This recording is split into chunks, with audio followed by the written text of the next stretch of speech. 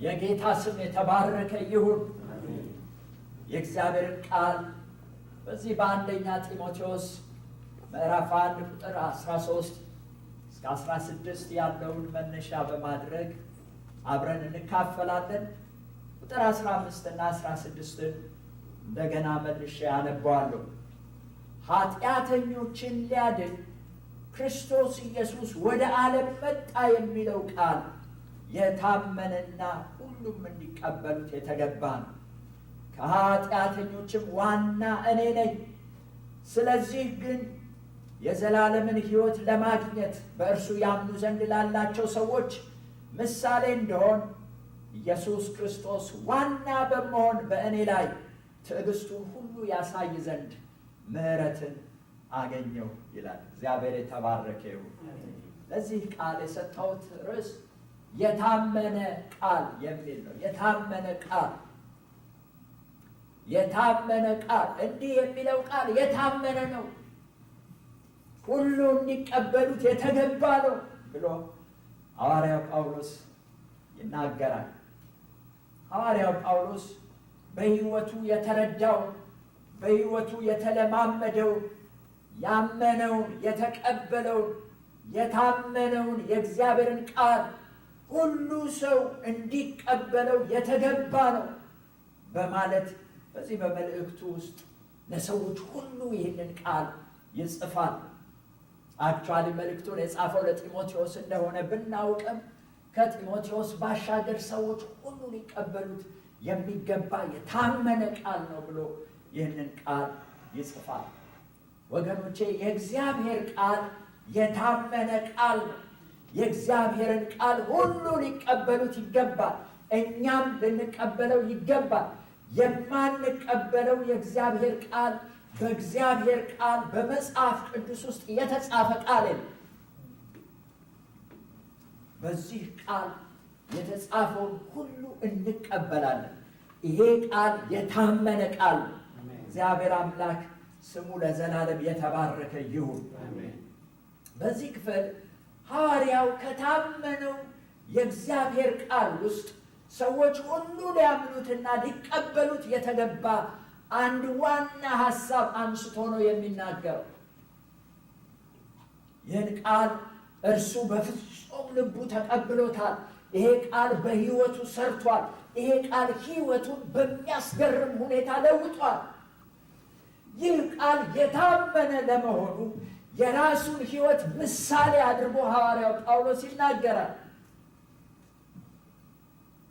ሌሎችም ይህንን ቃል እንዲያምኑ እኔ ምሳሌ እንድሆን እግዚአብሔር በዚህ ቃል ምሕረት አድርጎልኛል ይላል። ምንድን ነው ይሄ የታመነ ቃል? በቁጥር 15 ላይ ይህንን የታመነ ቃል ሲናገር እንደዚህ ነው የሚለው፣ ኃጢአተኞችን ሊያድን ክርስቶስ ኢየሱስ ወደ ዓለም መጣ የሚለው ቃል የታመነና ሁሉም እንዲቀበሉት የተገባ ነው ይላል። እግዚአብሔር አምላክ የተባረከ ይሁን። ሃሌሉያ። ኃጢአተኞችን ሊያድን ክርስቶስ ኢየሱስ ወደ ዓለም መጣ የሚለው ቃል የታመነና ሁሉም እንዲቀበሉት የተገባ ነው። ሐዋርያው ጳውሎስ ይህንን ቃል ሲናገር የራሱን ማንነት በማየት ይሄ ቃል በሕይወቱ የሰራውን ስራ እያወጀ ሲናገር እናያለን። በቁጥር 13 ላይ ስለ ራሱ እንደዚህ ነው የሚለው፣ አስቀድሞ ተሳዳቢና አሳዳጅ አንገላችም ምንም ብሆን እና ምንም ብሆን ቀድሞ ከተናገራቸው ቃሎች ጋር አያይዙና ሌሎችን ተመሳሳይ የሆኑ ቃላት ጨምሩ ማለቱ ይመስለኛል። አሳዳጅ ብሆን፣ አንገላች ብሆን፣ ሌላ ምን የሆነ ነገር ብሆን፣ ምን ብሆን ያልሆንኩን ነገር የለም ነው የሚለው። ያልሆንኩን ነገር ምንም ብሆን፣ ብዙ ነገር ነበርኩ።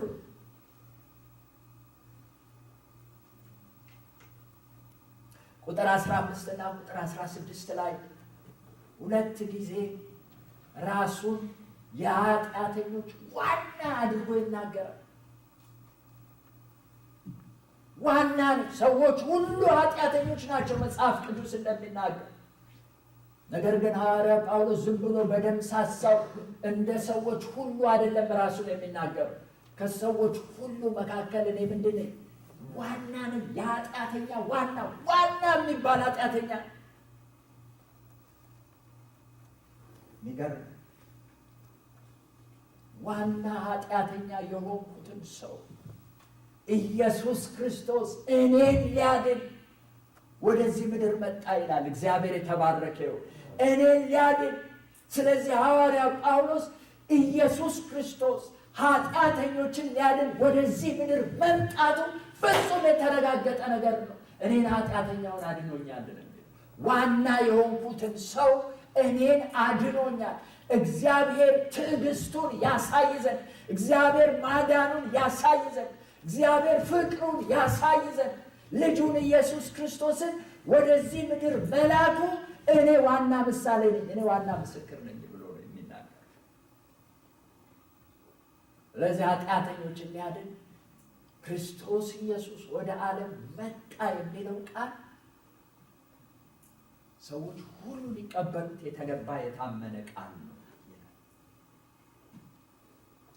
ኢየሱስ እርሱ አምላክ ነው። ኢየሱስ እርሱ ክርስቶስ አዳኝ ነው፣ መሲህ ነው። እርሱ መንፈስ የሆነ እግዚአብሔር ነው። ነገር ግን ኃጢአተኞችን ሊያድን ክርስቶስ ኢየሱስ ሰው ሆኖ ወደዚህ ምድር መጣ። ሰው ሆኖ በኃጢአት ወደ ወደቀው ሰው ሆኖ በኃጢአት ወደ ተሞላው ዓለም ወደ ምድር የክብር ስፍራውን ትቶ ራሱን ባዶ አድርጎ ራሱን አዋርዶ የባሪያን መልክ ይዞ አምላክ ሆኖ ሳለ አምላክነቱን እንደማይገባው ነገር ቆጥሮ ክብሩን ትቶ ኢየሱስ ክርስቶስ እኔን ለማዳን ወደዚህ ምድር መጣ። ጌታ ኢየሱስ ወደዚህ ምድር መጣ።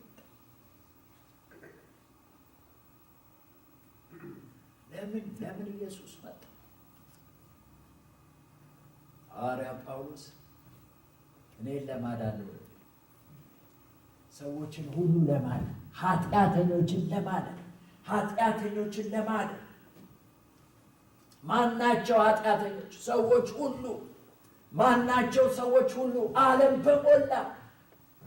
ታውቃላችሁ፣ ብዙ ጊዜ ሰዎች ሁሉ፣ ዓለም በሙሉ ስንል ስለ ሌላ ሰው የምናወራ ነው የሚመስል። ሐዋርያ ጳውሎስ ስለ ሌሎች ሰዎች አይደለም የሚያወራ፣ ስለ ራሱ ኢየሱስ እኔ ዋና የሆንኩትን እኔን ሊያድን። ወገኖቼ ጌታ ኢየሱስ ክርስቶስ ዓለምን ሊያድን ብቻ ሳይሆን እኛን ሊያድን የመጣ፣ አንተን ሊያድን፣ አንቺን ሊያድን ክርስቶስ ኢየሱስ እኛ ወዳለንበት ስፍራ ድረስ መጣ። እግዚአብሔር የተባረከ ይሁን። መጣ።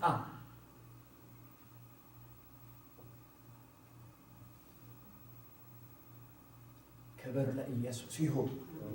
ሐዋርያው ይሄ ቃል የእርሱ ቃል ብቻ እንዳልሆነ፣ ይሄ ቃል የጌታ የኢየሱስ ክርስቶስ የራሱ ቃል፣ ይሄ ቃል እግዚአብሔር ለሰዎች ሁሉ የላከው ቃል፣ ለሰዎች ሁሉ የተናገረው ቃል፣ ይሄ ቃል ፍጹም የታመነ ቃል እንደሆነ ነው የሚናገር። ጌታችን ኢየሱስ ክርስቶስ ወደዚህ ምድር የመጣበት ዋነኛ ዓላማ፣ ዋነኛ አጀንዳ፣ ተልእኮ ኃጢአተኞችን ማዳን።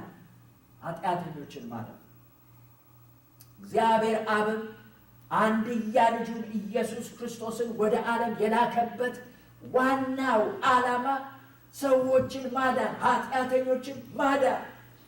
ከዚህ ውጭ እግዚአብሔር ሌላ ዋና አጀንዳ የለው፣ ዋና ዓላማ የለው። የኃጢአተኞች መዳን የእግዚአብሔር ዋና ዓላማ፣ የእግዚአብሔር ዋና አጀንዳ። እግዚአብሔር ሰዎችን ማዳን ዋና አጀንዳው ስለሆነ ሰዎችን ማዳን ዋና ዓላማው ስለሆነ እግዚአብሔር ያለውን ሁሉ ለዚህ ዓላማ ያለውን ሁሉ ለዚህ ተግባር ሲያውል ነው የምንመለከተው። መጽሐፍ ቅዱስ ሲናገር እግዚአብሔር ያለው ሁሉ ተጠቅልሎ አንድ ነው፣ እርሱም ልጁ ኢየሱስ ክርስቶስ። ስለዚህ ዮሐንስ በወንጌሉ ምዕራፍ 3 ቁጥር 16 ላይ ሲናገር እግዚአብሔር አንድያ ልጁን ዓለምን ለማዳን እንደሰጠ የእግዚአብሔር ቃል ይናገራል። እግዚአብሔር የተባረከ ወገኖቼ። እግዚአብሔር ዓለምን ለማዳን መላእክትን አላከ። እግዚአብሔር ዓለምን ለማዳን ሰዎችንም አላከ። አክቹዋሊ ሰዎች ሁሉ ኃጢአተኞች ናቸው። ሰዎች ሁሉ ሊድኑ ይገባቸዋል። እግዚአብሔር ዓለምን ለማዳን የላከው አንድ ልጁን ኢየሱስ ክርስቶስን ነው። እግዚአብሔር የተባረከ ይሁን። ጌታ ኢየሱስ ክርስቶስ የመጣው ኃጢአተኞችን ለማዳን የድነት ሥራ ለመስራት የኢየሱስ ክርስቶስ ወደዚህ ምድር መምጣት ሲጠቀለል ማዳን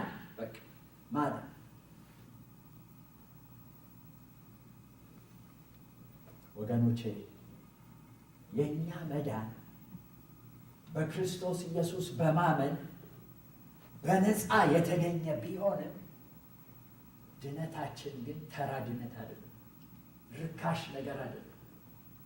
ከሌሎች ነገሮች ጋር የምናነጻጽረው አይደለም።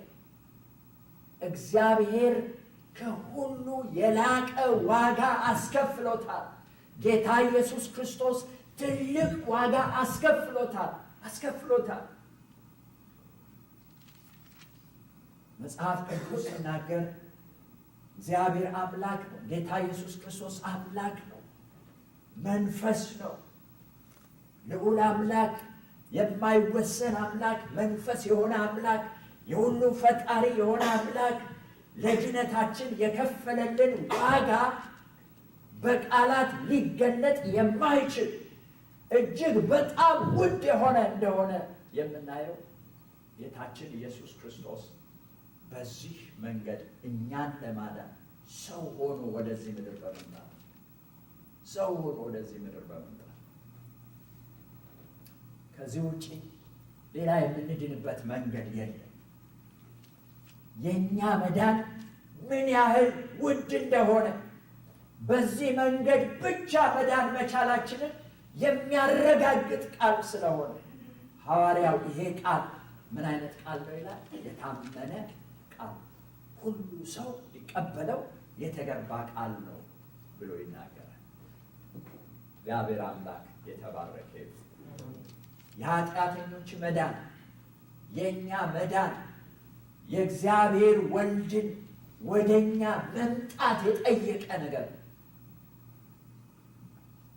ጌታ ኢየሱስ ክርስቶስ እኛን ለማዳን ሰው ሆኖ ይመጣ ዘንድ ግድ ያለ መዳን።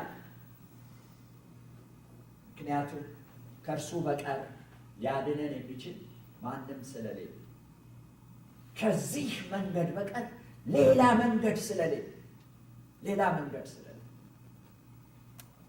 ሌላ መንገድ ቢኖር ኖሮ ለእግዚአብሔር እሱ መንገድ ይቀል ነበር።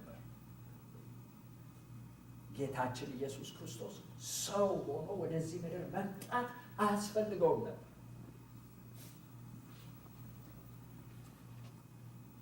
ለአምላክ ሰው መሆንን በቃላት መግለጥ ፈጽሞ የሚቻል አይመስልም። ምን ያህል መውረድ፣ ምን ያህል በጣም ውድ የሆነ ዋጋ እንደሆነ በቃላት መግለጥ የሚቻል አይመስልም፣ የምንረዳው አይመስልም። ስለዚህ ድነታችን ምን ያህል ውድ እንደሆነ እንድናስተውል እግዚአብሔር ይርዳል። ጌታችን መድኃኒታችን ኢየሱስ ክርስቶስ እርሱ ራሱ በወንጌላት ላይ ለምን እንደመጣ ከተናገራቸው ነገሮች መካከል ዛሬ 3 ዋና ዋና ሐሳቦችን አብረን እንመለከታለን።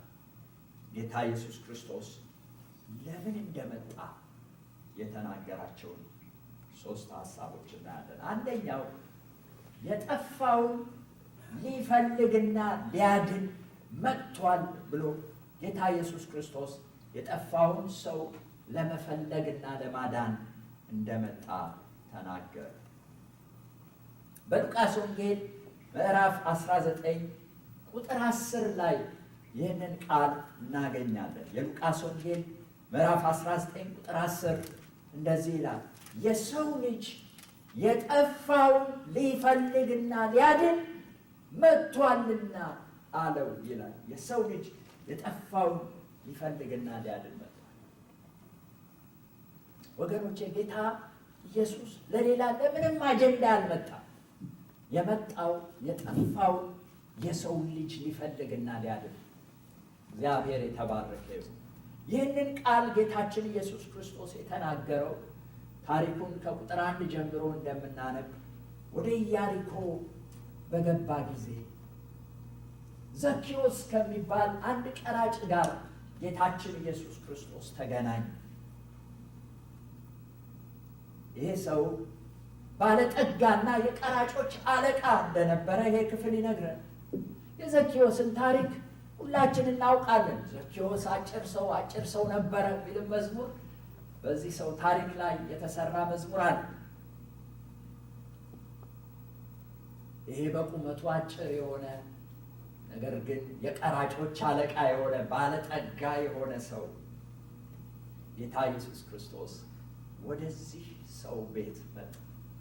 ክፍሉን በደንብ ለማንበብ ሞክሬያለሁ። ጌታ ኢየሱስ ክርስቶስ ዝም ብሎ ሊያልፍ ብቻ በኢያሪኮ እንዳልሄደ ክፍሉን ስናጠና እንመለከታለን። አክቹዋሊ ጌታ ኢየሱስ ክርስቶስ ወደ ኢያሪኮ የሄደው ወደ ዘኪዮስ ቤት ለመግባት ነው። በጣም የሚያስገርመው መጽሐፍ ቅዱስን ስናነብ ዘኪዮስ ኢየሱስ የትኛው እንደሆነ ሊያይ ይፈልግ ነበር ይላል። ይፈልግ ነበር። ስለ ኢየሱስ ክርስቶስ ብዙ ሰምቷል። ስለ ኢየሱስ ክርስቶስ ሲወራ ሰምቷል፣ ሲነገር ሰምቷል። ስለዚህ አንድ ቀን በሕይወት ዘመኑ ይሄ ኢየሱስ የሚባለው ሰው ቢያየው ይፈልግ ነበር። ዘኪዮስ ይፈልግ ነበር። ብዙ ጊዜ ስለ ዘኪዮስ ሲባል ሲወራ ሲነገር ሰምተናል። ኢየሱስ ክርስቶስን ለማየት ያደረገውን ጥረት ሁሉ እንመለከታለን። ክፍሉን ስናነብ ከቁመቱ የተነሳ ኢየሱስን ሊያይ አልቻለም በሕዝቦች መካከል። ስለዚህ ኢየሱስን የትኛው እንደሆነ ያየው ዘንድ ዛፍ ላይ ወጣ። የሚቻለውን ኢየሱስን ለማየት የሚቻለውን ጥረት አደረገ። ወገኖቼ ሆይ ዛሬ ስለ ዘኪዮስ አይደለም፣ ዛሬ ኢየሱስ ዘኪዮስን ለማየት ያደረገውን ነገር እነግራችኋለሁ። ኦ ጌታ የተባረከ ይሁን። ጌታችን ኢየሱስ ክርስቶስ ዘኪዮስን እንደዚህ አለ፣ ዘኪዮስ ና ዛሬ እኔ በቤትህ እውል ዘንድ ይገባኛል። የመጣሁት አንተ ቤት ልውል ነው። የመጣሁት አንተ ቤት ልገባ ነው። የመጣሁት አክቹዋሊ አንተን ፈልጌ ነው። ዘኪዮስ በፍጹም ኢየሱስ እሱ ቤት እንደመጣ አላወቅ። እሱ ቤት እንደገባ አላወቅ። የዘኪዮስ የኢየሱስ ክርስቶስን ይሄንን ወደ ቤትህ እገባለሁ የሚለውን ቃል በሰማ ጊዜ ሪስፖንሱ ምን እንደሆነ አናውቅም። ነገር ግን የተለያዩ ሪስፖንሶች ሊኖሩት እንደሚችሉ ሰዎች ይገምታል። እና በጂሰስ ፊልም ላይ በጣም የሚገርመኝ እሱ ፓርት አይታችሁት ከሆነ በደንብ ጌታ ኢየሱስ ክርስቶስ ዘኪዮስ ጋር ደርሶ ዘኪዮስ ና ውረድ ወደ ቤትህ እገባለሁ ሲለው ሪሊ እኔ ቤት አንተ እኔ ቤት ትገባለህ? ዘኪዮስ በጣም ተገርሞ ኢሞሽኑን እዛ ላይ ታዩታላችሁ። ከፊልሙ ባለፈ ዘኪዮስ ኢየሱስ እቤቴ ይገባል ብሎ አስቦ የሚያውቅ አይመስለኝም። የእሱ ሐሳብ ምናልባት ሰፈራችን ቢመጣ ባየው የትኛው እንደሆነ ባየው ከማየት ያለፈ ሌላ ሐሳብ ያለው አይመስለኝም። ጌታ ኢየሱስ ክርስቶስ ግን በዘኬዎስ ውስጥ ያለው አጀንዳ እርሱን ማዳን ነበር። እግዚአብሔር የተባረከ ይሁን። ስለዚህ ዘኬዎስ ይሄንን ኢንቪቴሽን ይሄንን ኢየሱስ ክርስቶስ ወደ ቤትህ እመጣለሁ ሲለው በታላቅ ደስታ ነው የተቀበለው። ስለዚህ በዓል አደረገ፣ እቤቱ ውስጥ በዓል አደረገ። ጓደኞቹ ሁሉ ጠራ። ኢየሱስ እኔ ቤት ገባ አለ። ጌታ የተባረከ ይሁን። እዛ በኋላ ዘኬዎስ መናዘዝ ጀመረ። ያው ታሪኩን ታውቁታላችሁ። ዋና ሐሳብ ያለው ቁጥር 10 ላይ ጌታ ኢየሱስ ምን አለ ለዘኬዎስ?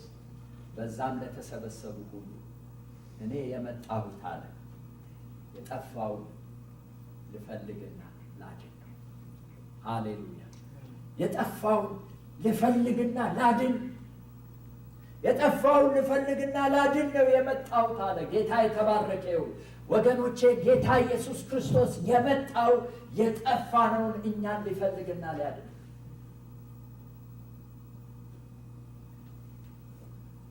ሰዎች ሁሉ እንዲድኑ፣ ዓለም ሁሉ እንዲድን፣ የጠፋው ሰው ወደ ጠፋበት ዓለም ድረስ መጥቶ ጌታ ኢየሱስ ክርስቶስ ሊፈልግና ሊያድን መጣ።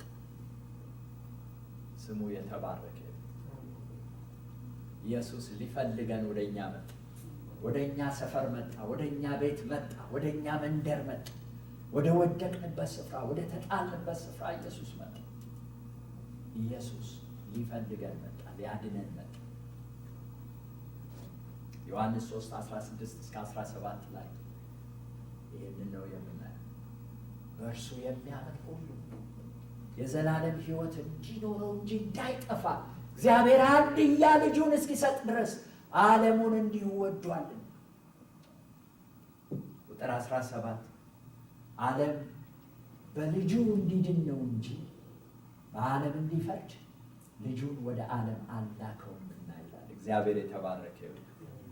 ወገኖቼ ጌታ ኢየሱስ ክርስቶስ ዓለም በሱ እንዲድን ወደዚህ ምድር መጥቷል። እኛ ኃጢአተኞቹ በእርሱ እንድንድን ወደዚህ ምድር ጌታ ኢየሱስ ክርስቶስ በዮሐንስ ወንጌል ምዕራፍ 12 ቁጥር 47 ላይ ጌታ ኢየሱስ ክርስቶስ እንደዚህ አለ፣ ዓለምን ላድን እንጂ በዓለም ልፈርድ አልመጣሁም። የመጣሁት ለምንድን ነው? ዓለምን ላድን ነው የመጣሁት። የትኛውን ዓለም?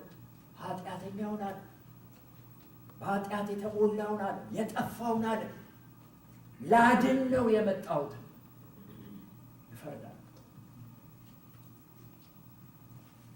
ወገኖቼ እግዚአብሔር ልጁን ወደ ዓለም የላከው ለማዳን፣ ጌታ ኢየሱስ ክርስቶስ ወደ ዓለም የመጣው ለማዳን፣ የጠፋውን ሊፈልግ ያለንበት ሰፈር ድረስ ያለንበት ዓለም ድረስ የመጣው ሊያድነን ነው። ጌታ የተባረከ ይሁን። ፈልጎ ሊያገኘን ነው ጌታ የመጣው። ስሙ ለዘላለም ይባረክ። ያዳነን ጌታ፣ ያገኘን ጌታ ስሙ ለዘላለም ይባረክ። ሁለተኛው መጽሐፍ ቅዱስ ኢየሱስ ክርስቶስ ለምን እንደመጣ ሲናገር ኃጢአተኞችን ወደ ንስሐ ለመጥራት ነው የመጣው። ኃጢአተኞችን ወደ ንስሐ ለመጥራት እኔ የመጣሁት አለ ጌታ ኢየሱስ፣ ኃጢአተኞችን ወደ ንስሐ ልጠራ ነው የመጣሁት። ወደ ንስሐ ልጠራ ነው የመጣሁት አለ። በሉቃስ ወንጌል ምዕራፍ 5 ላይ ይህንን ሐሳብ ደግሞ እናገኛለን።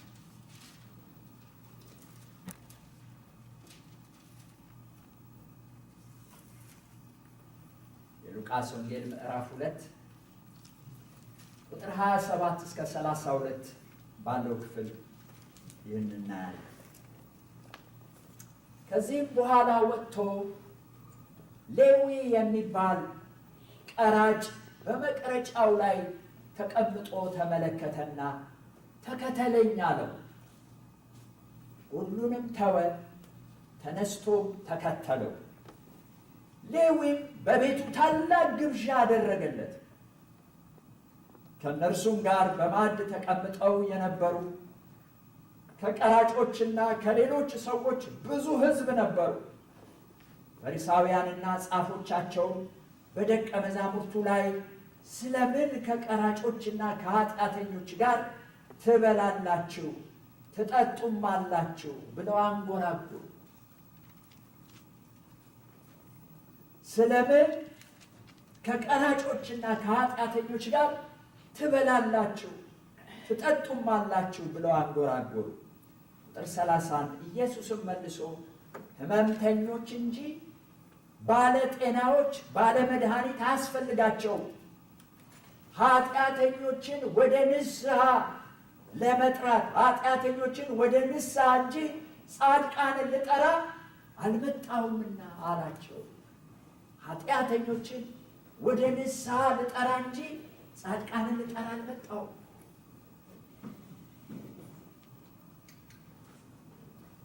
በዚህ ክፍል ላይ የምናየው ሌላው ሰው ደግሞ ሌዊ ነው። በኋላ ማቴዎስ የተባለ ቀራጭ ነው። እሱ በመቅረጫው ላይ ተቀምጦ መደበኛ ስራውን ሲያከናውን ጌታ ኢየሱስ ክርስቶስ ጠራው። ተከተለኝ ሌዊ ተከተለኝ አለው። ኃጢአተኛ የሆነውን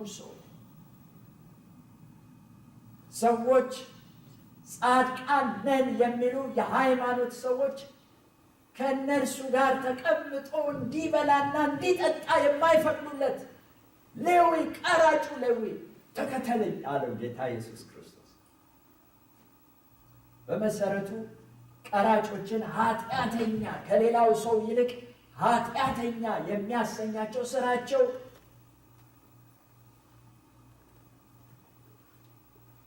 እነዚህ ቀራጮች ታክስ ኮሌክተርስ ታክስ የሚሰበስቡ ግብር ሰብሳቢዎች ቀረጥ ሰብሳቢዎች ናቸው።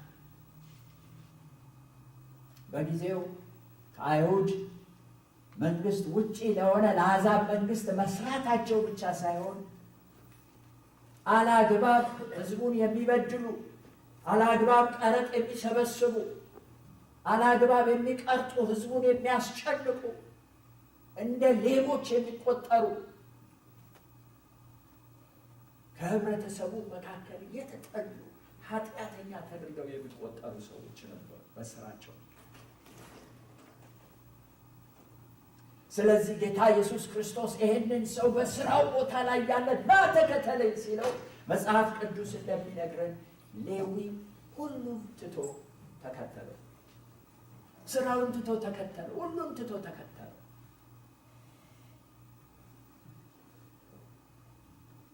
እንደውም ይህ ጥሪ ወደ እርሱ በመጣ ጊዜ ከደስታው የተነሳ በቤቱ ታላቅ ግብዣ አደረገ። ጓደኞቹን ሌሎችን ቀራጮች ሁሉ ሰበሰበና የተጠራ ሰው መሆኑን ለመግለጥ በዓል አደረገ። ትልቅ ጥሪ ደርሶኛል። አንድ ነገር ሳይገባው አይቀርም። ይሄ ጥሪ የከበረ ጥሪ እንደሆነ፣ ይሄ ጥሪ ልዩ ጥሪ እንደሆነ፣ ይሄ ጥሪ አክቹዋሊ ከሚሰራው ስራ ይልቅ በጣም የከበረ ጥሪ እንደሆነ የገባው ይመስለኛል። ስለዚህ በዓል አድርጎ ጌታን ኢየሱስ ክርስቶስን ከጓደኞቹ ጋር እያከበረ እያለ በመሃል ደግሞ ሌሎች ሰዎች ነበሩ፣ ጻድቃን ነን ብለው የሚያስቡ። ስለዚህ መተቸት ጀመሩ፣ መናገር ጀመሩ። ለምንድን ነው ከኃጢአተኞች ጋር የምትቀመጡት? ከኃጢአተኞች ጋር የምትበሉትና የምትጠጡት ለምንድን ነው? ጌታ ኢየሱስ ክርስቶስ ለዚህ ጥያቄ የመለሰው መልስ ኢየሱስ ለምን እንደመጣ የመጣበት ዓላማ ምን እንደሆነ ለነሱም ለሰዎችም ሁሉ የሚገልጥ ቁጥር 31 እና 32 ኢየሱስም መልሶ ሕመምተኞች እንጂ ባለጤናዎች ባለመድኃኒት አያስፈልጋቸውም፣ ኃጢአተኞችን ወደ ንስሐ እንጂ ጻድቃንን ልጠራ አልመጣሁም። ለዚህ ነው የመጣሁት። እኔ የመጣሁት ጻድቃንን ፈልጌ አይደለም፣ ኃጢአተኞችን ፈልጌ ነው። ኃጢአተኞችን ወደ ንስሐ ለመጥራት ነው የመጣሁት። ወደ ንስሐ ልጠራለሁ። ካሉበት ነገር ለማውጣት ነው የመጣሁት። ሕይወታቸውን ለመለወጥ ነው የመጣሁት። ወደ እግዚአብሔር ለመመለስ ነው የመጣሁት። ኃጢአተኞችን ወደ ንስሐ ለመጥራት።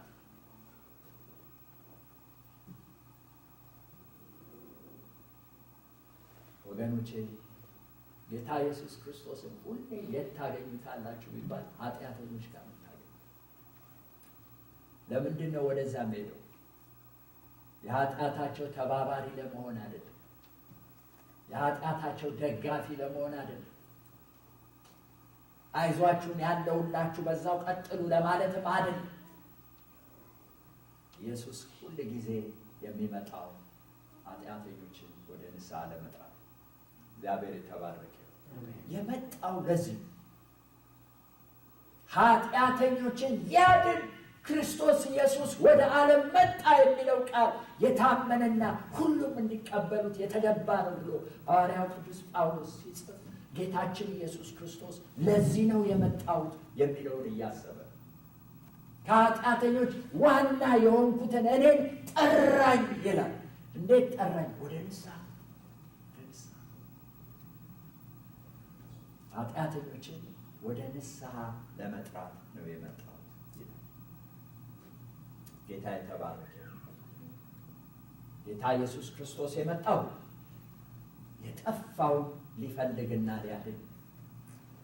ጌታ ኢየሱስ ክርስቶስ የመጣው ኃጢአተኞችን ወደ ንስሐ ለመጥራት። ሶስተኛው ጌታ ኢየሱስ ክርስቶስ ለምን እንደመጣ ሲናገር እኔ የመጣሁት አለ ላገለግልና ነፍሴን ለብዙዎች ቤዛ ልሰጥ። ላገለግልና ነፍሴን ለብዙዎች ቤዛ ልሰጥ ነው የመጣሁት አለ።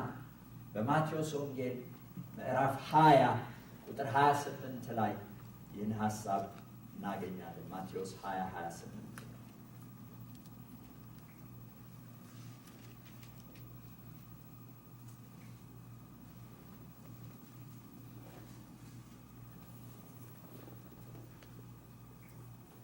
እንዲሁም የሰው ልጅ ሊያገለግልና ነፍሱን ለብዙዎች ቤዛ ሊሰጥ እንጂ እንዲያገለግሉት አልመጣም ብሎ ጌታ ኢየሱስ ለምን እንደመጣ ተናገረ።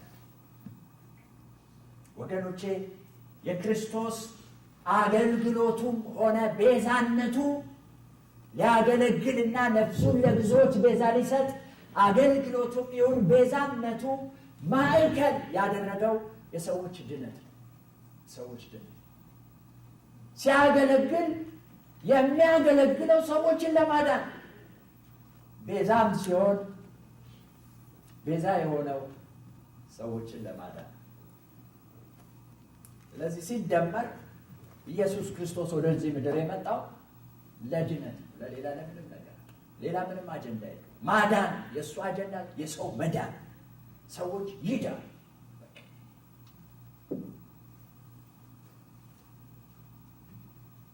ጌታ ኢየሱስ ክርስቶስ እኔ ለዚህ ነው የመጣሁት ብሎ ለደቀ መዛሙርቱ ሲናገር ክፍሉን ከፍ ብላችሁ ስትመለከቱ በደቀ መዛሙርቱ መካከል ግን ሌላ ንግግር ነበረ፣ ሌላ ጭቅጭቅ ነበረ፣ ሌላ ጠብ ነበረ፣ ሌላ ክርክር ነበረ። ዮሐንስና ያዕቆብ እናታቸውን አማላጅ አድርገው ወደ ኢየሱስ ክርስቶስ አምጥተው በክብርህ ቀን ሁለቱ ልጆቼ አንዳቸው በቀኝ ሌላው በግራ እንዲቆሙ እለምንሃለሁ። እነሱ የክብር ጉዳይ አክቹዋሊ ጌታ ኢየሱስ ክርስቶስ በዚህ ምድር ላይ የሚነግስ ስለመሰላቸው በምድር ላይ ቶፕ ባለስልጣን የመሆን ጥያቄ ነበራቸው። ክፍሉን ስናነብ ዝቅ ብለን ደግሞ ይህን ጥያቄ እንዳቀረቡ ሌሎቹ 10 ሰምተው ደግሞ እነሱም ተነሱ። ስለዚህ በመካከላቸው ዋና የነበረው ቶፒክ ምን ነበር? ማን ነው ዋና? ማን ነው አለቃ? ማን ነው ባለስልጣን የሚሆን ከኛ መካከል? ማን ነው ከፍ የሚል? ማን ነው የበላይ? ይሄ ነበር በውስጣቸው የነበረው ጥያቄ ነበር። ማን ነው ፊተኛ የሚሆን? ማን ነው ታላቅ የሚሆን? ይገርም። ስለዚህ ጌታ ኢየሱስ ክርስቶስ ከእናንተ ታላቅ ሊሆን የሚወድ የእናንተ አገልጋይ ይሁን። እናንተ አገልጋይ ከእናንተ ማንም ፊተኛ ሊሆን የሚወድ የእናንተ ባሪያ ይሁን። የሰው ልጅም የመጣው ለዚህ ነው ብሎ የራሱን የመምጣቱን ምክንያት ቀጥሎ ይናገራል። እኔ የመጣሁት የእናንተ ባሪያ ልሆን፣ እናንተን ላገለግል ነው የመጣሁት። እኔ የመጣሁት ነፍሴን ስለ እናንተ ቤዛ አድርጌ ልሰጥ እንጂ ከእናንተ ፈልጌ አይደለም የመጣሁት። እናንተን ፈልጌ እንጂ ከእናንተ ፈልጌ አይደለም የመጣሁት። ወገኖቼ ጌታ የመጣው ሊያገለግለን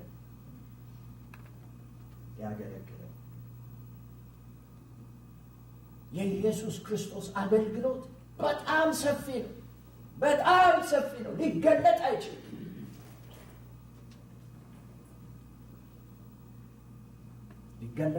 መጽሐፍ ቅዱስ ሲናገር ጌታ ኢየሱስ ክርስቶስ ሁሉ በሁሉ ነው። ጌታ ኢየሱስ ክርስቶስ ነቢይ ነው። ጌታ ኢየሱስ ክርስቶስ ሐዋርያ ነው። ጌታ ኢየሱስ ክርስቶስ ንጉሥ ነው። ጌታ ኢየሱስ ክርስቶስ አምላክ ነው። ጌታ ኢየሱስ ክርስቶስ ሁሉ በሁሉ ነው። ፈጣሪ ነው። ጌታ ነው። ምንም መግለጥ አትችሉ። አገልግሎቱ ሁሉ በሁሉ ወደዚህ ምድር ጌታ ኢየሱስ ክርስቶስ ሰው ሆኖ መጥቶ ሲያገለግል ኢየሱስ ክርስቶስ እንዳገለገለ ማንም አላገለገለም።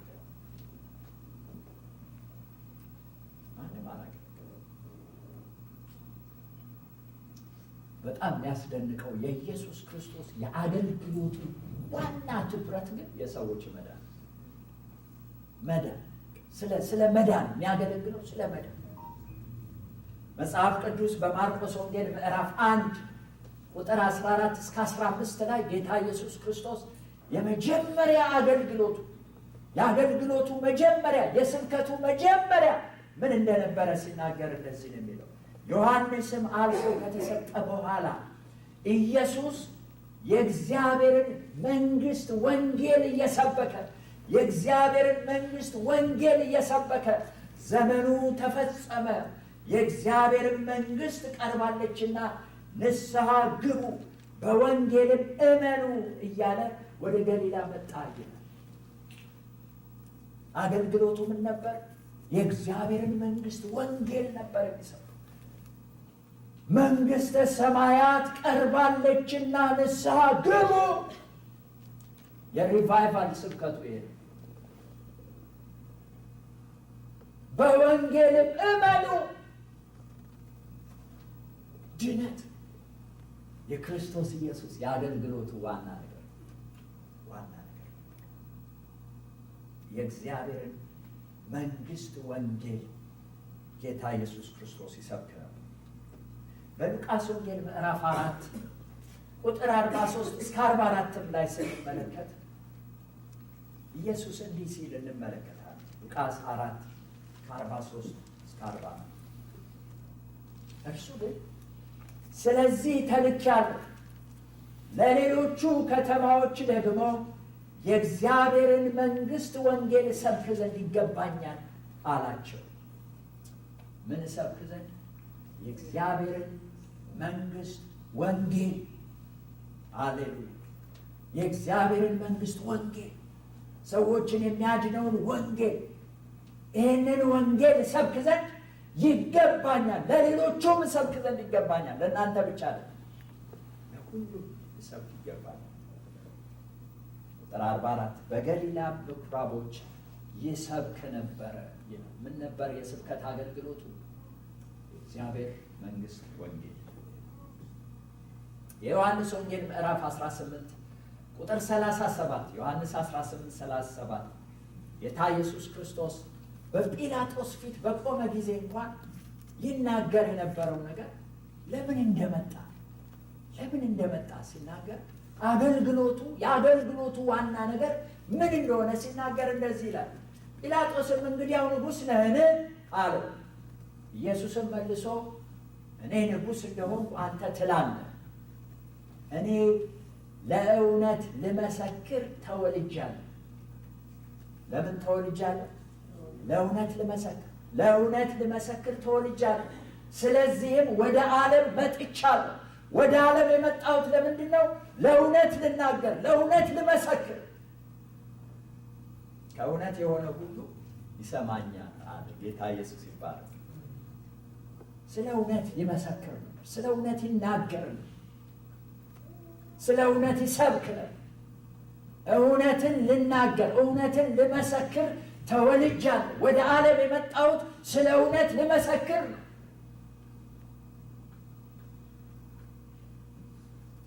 ምንድን ነው እውነት? ጲላጦስ ከዛ ቀጥሎ የጠየቀው ጥያቄ እውነት ምንድን ነው? እውነት ምንድን ነው? ዮሐንስ 14:16 ዮሐንስ 14:6 ይቀርታል። ኢየሱስም እኔ መንገድና እውነት ሕይወትም ነኝ። እኔ መንገድና እውነት ሕይወትም ነኝ። በእኔ በቀር ወደ አብ የሚመጣ የለም አለ። እውነት እኔ ነኝ፣ መንገድም ሕይወትም እኔ ነኝ። በእኔ በቀር ወደ አብ የሚመጣ የለም። ታውቃላችሁ፣ ኢየሱስ አገልግሎቱ እውነትን መመስከር፣ መንግስቱን መስበክ፣ ሰዎች በእርሱ አምነው እንዲድኑ ማድረግ። ለዚህ ነው የኢየሱስ ክርስቶስ አገልግሎት። ይሄ ነው አገልግሎት። የሚያደርጋቸው ምልክቶችና ድንቆች፣ ተአምራቶች ዓላማቸው ይሄው ነው። ሰዎች በእርሱ አምነው እንዲድኑ፣ ድነት የኢየሱስ የአገልግሎቱ ዋና ነገር። የአገልግሎቱ ፍጻሜ ነፍሱን ስለ ሰዎች ቤዛ አድርጎ መስጠት ነበር። አገለገለ፣ ሰበከ፣ አስተማረ፣ ተአምራት፣ ድንቆች፣ ምልክቶችን አደረገ። የዚህ ሁሉ ፍጻሜ ለሰዎች ራሱን ቤዛ አድርጎ መስጠት።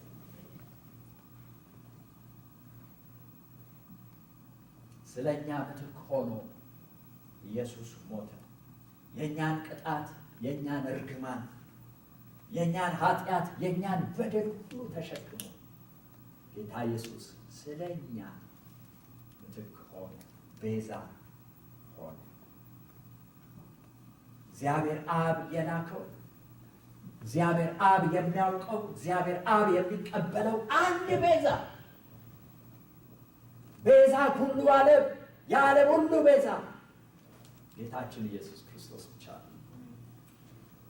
ወገኖቼ የእኛ ድነት በቤዛችን በኩል በኢየሱስ ክርስቶስ በኩል ብቻ ስለሆነ ከኢየሱስ ክርስቶስ በቀር ሌላ ቤዛ ስለሌለ እግዚአብሔር ራሱ ቤዛ ሊሆነን እግዚአብሔር ወልድ ሰው ሆኖ ወደዚህ ምድር መጣ። የመጣሁት ነፍሴን ለብዙዎች ቤዛ ልሰጥ፣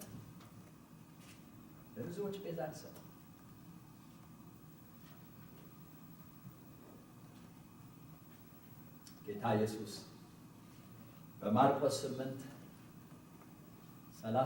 እና 37 ላይ እንደዚህ አለ። ሰው ዓለምን ሁሉ ቢያተርፍ ነፍሱን ግን ቢያጎድል ምን ይጠቅመዋል ካለ በኋላ ሰውስ ስለ ነፍሱ ቤዛ ምን ይሰጣል? ለነፍሱ ምትክ ሊሆን የሚችል ምንድን ነው? ነፍሱን ሊያድን የሚችል ነገር ምንድን ነው? ዓለምን ሁሉ ቢያተርፍ ከዛ ውስጥ ለነፍስ የሚሆን ዋጋ፣ ለነፍስ የሚሆን ቤዛ፣ ነፍስን ሊያድን የሚችል ነገር ምንድን ነው? ወገኖቼ ከኢየሱስ በቀር ለነፍሳችን ቤዛ የሚሆን ምንም ነገር የለም። የነፍሳችን ቤዛ ኢየሱስ ክርስቶስ ብቻ ነው። ሃሌሉያ! ኢየሱስ የመጣው ለነፍሳችን ቤዛ ሊሆን በመምጣቱ ብዙ ስራ ሰርቷል። የሰራቸው ስራዎች ሁሉ የኢየሱስ ክርስቶስ የቤዛነቱን ስራ ሊተርኳቸው ሲጠቀለል ኢየሱስ አገልግሎቱን ቤዛነቱን ነፍስን ማዳን ሰውን ማዳን ጌታ የተባረከው የኃጢአተኛው ድነት የኢየሱስ ክርስቶስ የመምጣቱ ዋና ነገር የታመነው ቃል ይሄን ኢየሱስ የመጣው ወገኖቼ ሰዎችን ለማዳን አንተን ለማዳን አንቺን ለማዳን እኔን ለማዳን ነው ኢየሱስ የመጣው። ሃሌሉያ። እስቲ ሁላችንም እንዴት ነው ኢየሱስ ክርስቶስ የመጣው እኔን ለማዳን አሜን እኔን ለማዳን ከዚህ የሚበልጥ ለመምጣቱ ሌላ ሪዝን የለውም። ኢየሱስ ምንም የለውም። አንተን ለማዳን ከመምጣቱ የሚበልጥ ሌላ ምክንያት የለም። ይሄ ነገር ከገባን ሃሌሉያ ከዚህ የሚበልጥ ሌላ ነገር የለም። ሪል ኢየሱስ እኔን ለማዳን የመጣው እኔን ለማዳን እኔ ያን ያህል በሱ ፊት ቫልዩ ያለኝ ነኝ። ጌታ የተባረከ ይሁን። በጌታ ዘንድ ይሄን ያህል ዋጋ ያለን ሰዎች እኛን ለማዳን ኢየሱስ መጥቷል። እኔን ለማዳን አንተን አንቺን ለማዳን መጥቷል። ኢየሱስ የመጣው የጠፋሁትን እኔን ሊፈልግ ነው የመጣው። እኔን ሊፈልግ አንተን አንቺን ሊፈልግ እስቲ እኔን ሊፈልግ ነው የመጣው። ስለዚህ ወገኖቼ በመልእክቴ ማጠቃለያ ብለው ኢየሱስ የመጣው እኔን ሊፈልግ ከሆነ አንቺን ሊፈልግ ከሆነ እባካችሁ ተገኙለት። ለኢየሱስ ተገኙ። አትጥፉ። ከኢየሱስ አትጥፉ። ለጌታ አቬለብሉ። ለጌታ ተገኙ። ከጌታ ፊት አትጥፉ። ሁልጊዜ ከእርሱ ጋር ሁኑ። እርሱ በቤታችሁ ይዋል። እርሱ በቤታችሁ ይደር። እርሱ በቤታችሁ ይስተናገድ። በኔ ቤት ኢየሱስ በኔ ቤት ልትገባ ወደ እኔ መጣ። ግብዣ አደረገለት፣ በዓል አደረገለት። ሃሌሉያ። ኢየሱስ እናንተን ፈልጎ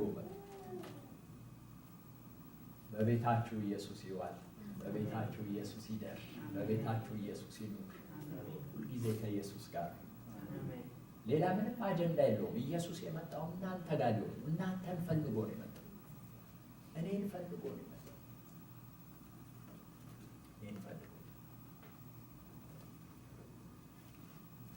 ኢየሱስ የመጣው ኃጢአተኛ የሆንኩትን እኔን ወደ ንስሐ ልጠራ ነው። እኔን ወደ ንስሐ ሊጠራ ነው ኢየሱስ የመጣው። እስቲ ይህንን አብረን እንበል። ኢየሱስ የመጣው ኃጢአተኛው ወደ ንስሐ ሊጠራ ነው። ማን ይሆን ይሄ ቃል የማይመለከተው? ራሱን እንደ ፈሪሳውያን የሚያጸድቅ ያለን አይመስልም። እኔንና እናንተን ወደ ንስሐ ሊጠራ ነው። ስለዚህ ሁሉ ጊዜ የንስሐ ሕይወት ይኑረን ወገኖች፣ የንስሐ ሕይወት ይኑረን። ኢየሱስ ንስሐችንን ይፈልገዋል። መመለሳችንን ይፈልገዋል። ወደ እርሱ መመለሳችንን ኢየሱስ ይፈልገዋል። ምክንያቱም የመጣው ሊጠራን ነው። ምላሽ ይፈልጋል ከኛ ኢየሱስ። በኃጢአታችን እንድንቀጥል አይደለም፣ እንድንጠፋ አይደለም፣ እንድንመለስ። ሃሌሉያ። ከማይመጣበት ስፍራ ነው ኢየሱስ የመጣው። ይጠራል። እባካችሁ ጌታ ይርዳን። ሁሉም ትተን እንከተል። ኃጢአታችንን ትተን እንከተል። እንዳንከተለው ሊከለክለንን ነገር ትተን እንከተለው። ኢየሱስ እንድንከተለው ወደ እርሱ እንድንመለስ ሊጠራን መጥቷል። ለንስሐ የሚገባ ፍሬ እናድርግ። በማወቅ ባለማወቅ፣ በድፍረት በስህተት ይቅር በለን ብቻ አይደለም። ሪሊ ኢየሱስ ሲሪየስሊ እኛን ፈልጎ እኛን ሊጠራ ከመጣ በፍጹም መመለስ ተመልሰን እንከተለው።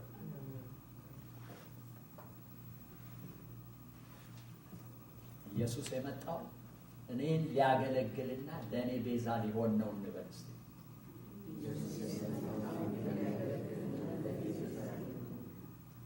ወገኖቼ የነፍሳችን መዳን ከምንም በላይ ዋጋ የምንሰጠው ይሁን። ከምንም በላይ ጌታ በምን ያገልግላችሁ? ጌታ እቺስ አገልጋይ ስንፈልግ በምን የሚያገለግል እንደምንፈልግ ታውቃላችሁ አይደል? በእንትን የሚያገለግል የትኛውም አገልጋይ ነፍሳችንን ሊያገለግል አይችልም። ኢየሱስ ሲያገለግል ነፍሳችንን የሚያድን አገልግሎት ያገለግላል። ሃሌሉያ! ከነፍሳችን ድነት የሚበልጥ አገልግሎት የለም። ወገኖቼ የወንጌሉ፣ የአገልግሎቱ፣ የመጽሐፉ፣ የስብከቱ፣ የትምህርቱ ዋና የእግዚአብሔር መንግስት፣ የሰዎች ድነት ለዚህ አገልግሎት ባለ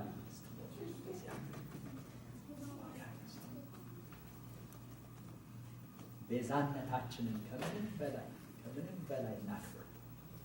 ከምንም በላይ እግዚአብሔር ስላደረገልን የምንቆጥረው ነገር ቢኖር መጀመሪያ መጨረሻ የምንቆጥረው መዳናችን ከመዳናችን የሚበልጥ ሌላ ምንም ነገር የለም።